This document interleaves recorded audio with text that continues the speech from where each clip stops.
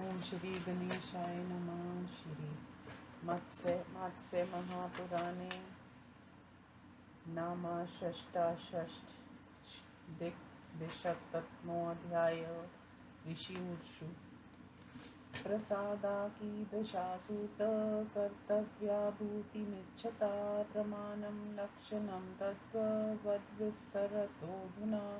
सूतवाच अथात सम्प्रवक्ष्यामि प्रसादविद्धि निर्णयं वास्तु परीक्षते सम्यग् वास्तु ते विचक्षण वास्तु पश्मनं कुर्यात् समिद्भिर्बलिकर्मणा जीर्णो द्वारे तथोद्याने तथा गृह निवेशने नवप्रसाद भवने प्रसाद परिवर्तने द्वाराभिवर्तने तद्वत् प्रसादेषु गृहेषु च वास्तु पश्मनं कुर्यात् पूर्वमेव विचक्षणा। 81 पदं लिख्य वास्तु मध्य च पृष्ठतः होम स्त्री मेखले कार्य कुंडे हस्तप्रमाणके यवे कृष्ण तिलस्तद्वत् समृद्धि क्षीरवृक्षजे पालाशेखादिरेक्षापि मधुसर्पी समन्विते कुशूदूर्वामये वार्पि मधुसर्पी समन्विते कायस्तु पंचबिर्बलवे बिर्लबीजैरथापि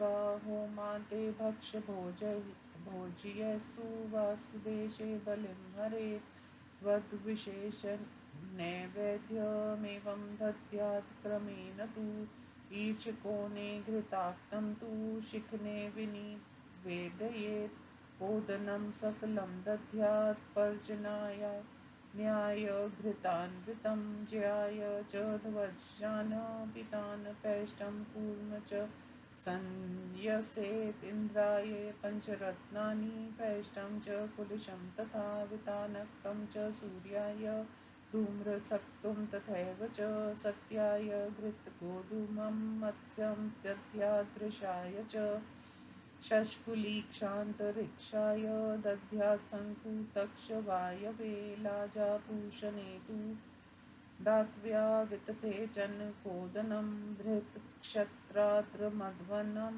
यमाय पिशीतोदनं गन्धोदनं न गन्धश्च गन्धर्वे भृङ्गराजस्य भृङ्गिकां मृग्यायै यावकं दद्यात् पृथ्व्यै कृत्सरामता दोवारिके दन्तकाष्ठं पैष्टकृष्णा बलिं तथा सुग्रीवे पूपकं दद्यात् पुष्पदन्ताय पायसं कुष्ठस्तम्भेन संयुक्तं तथा पञ्च च वारुणे विष्टं हिरण्मयं दद्यात् सुराय सुरामता घृतोदनं न शेषाय यौवानं पापक्षं मने घृतलङ्गटुकांस्तु रोगाय नागे पुष्पफलानि च सर्पीमूर्खाय दातव्यम् उद्गोदन्मतं परं भलाटस्थानके दद्यात् सोमाय घृतपायसं भगाय शालिकं पिष्टं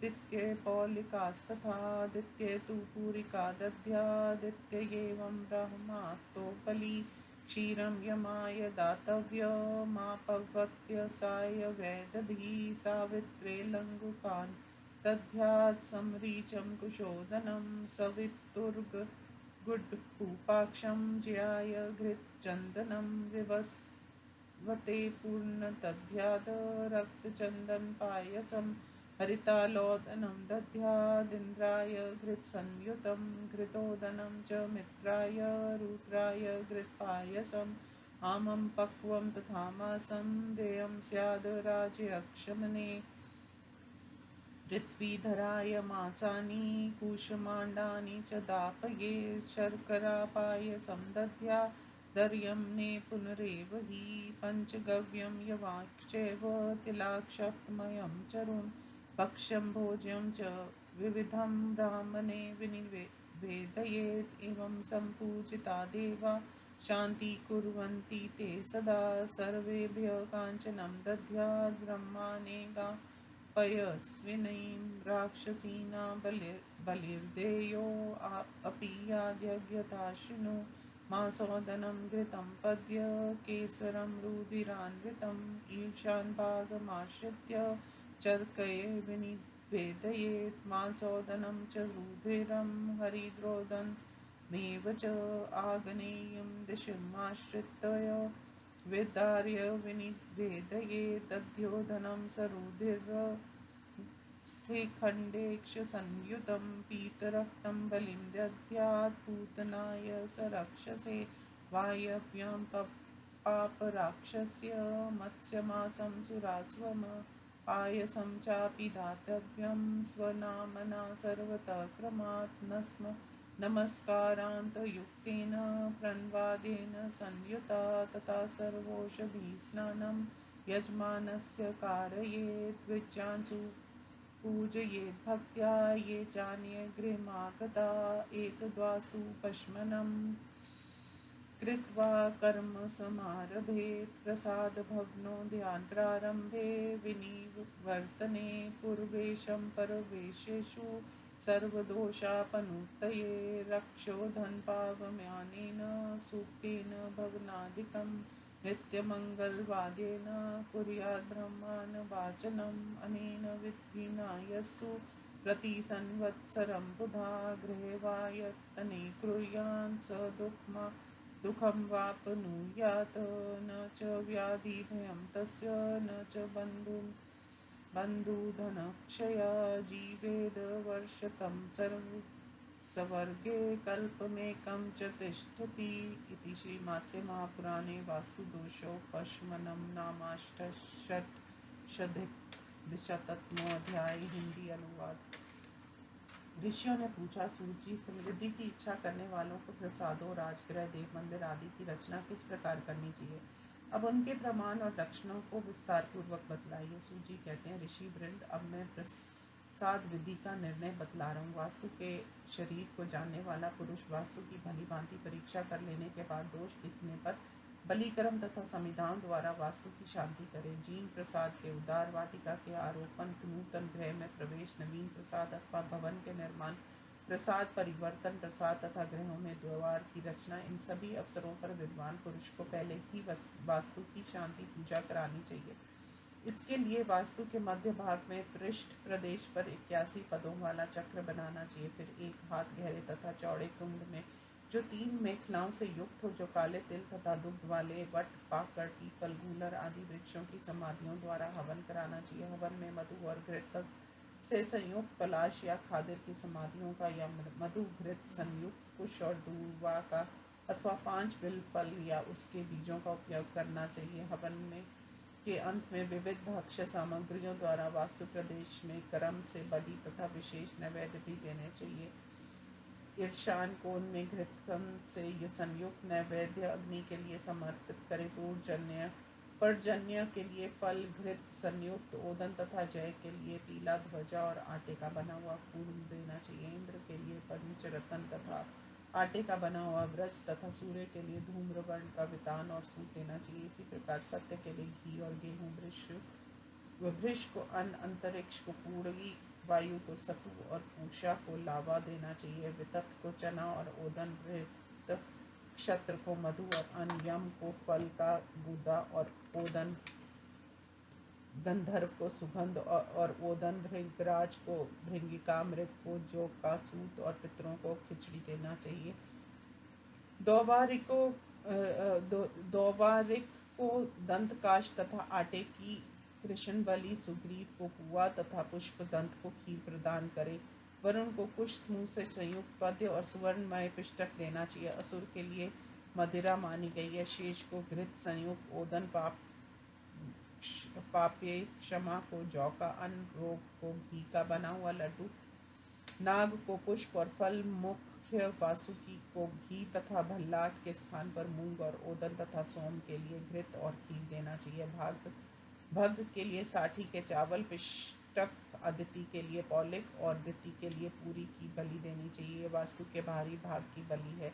यम को दूध और आप वत्स को दही देने का विधान है। सावित्री को लड्डू तथा मरीच के साथ कुश मिश्रित ओदन प्रदान करें। सविता को गुड़ मिश्रित पुआ, जय को घृत और चंदन तथा विवस्वान को लाल चंदन और खीर दें। इंद्र को घृत समेत हरिताल युक्त ओदन, मित्र को घृत मिश्रित ओदन तथा रुद्र को घृत और खीर दें। राज क्षमा को पके हुए तथा कच्चे फल का गुदा देना चाहिए।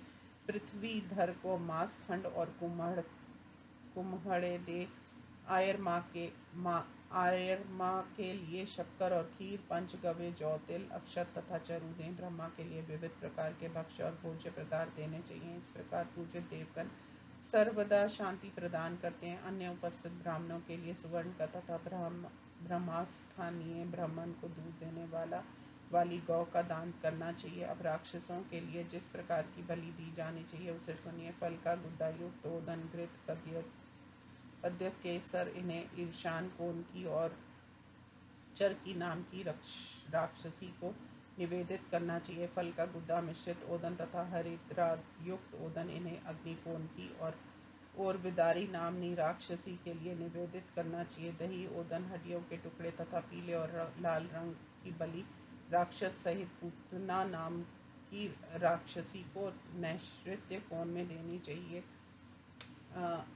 वायव्य कोण में पाप नाम की राक्षसी के लिए खीर देना चाहिए। बलि देते समय क्रमश सभी जगह आदि में प्रणव और अंत में नमस्कार सहित अपने नाम का उच्चारण कर लेना चाहिए। तदंतर यजमान को सर्वौषधि से युक्त जल से स्नान करना चाहिए। यजमान को भक्ति पूर्वक अपने गृह पर आए हुए ब्राह्मणों की पूजा करानी चाहिए। इस प्रकार वास्तु की शांति करने के बाद गृह निर्माण कार्य प्रारंभ करना चाहिए। प्रसाद भवन उद्यान के प्रारंभ करते समय अथवा उनके उद्यापन के समय तथा पूर्व या गृह में प्रवेश करते समय सभी दोषों के विनाशार्थ रक्षोगण और पावमान सूतकों को पाठ कराने के बाद नृत्य, मांगलिक गीत और वाद्यों के साथ ब्राह्मणों द्वारा वेद पाठ कराना चाहिए। जो बुद्धिमान पुरुष प्रति वर्ष गृह अथवा मंदिर के कार्य में उपयुक्त विधि का पालन करता है वह दुख का भागी नहीं होता। उसे ना तो व्याधि का भय होता है, ना उसके बंधुजनों तथा संपत्ति का विनाश ही होता है। प्रत्युत वह इस लोक में 100 वर्ष तक जीवित रहता है और स्वर्ग में 1 कल्प पर्यंत निवास करता है। इस प्रकार श्री मत्स्य महापुराण में वास्तु दोष शमन नामक 268वां अध्याय संपूर्ण हुआ। ओम नमो शिवाय।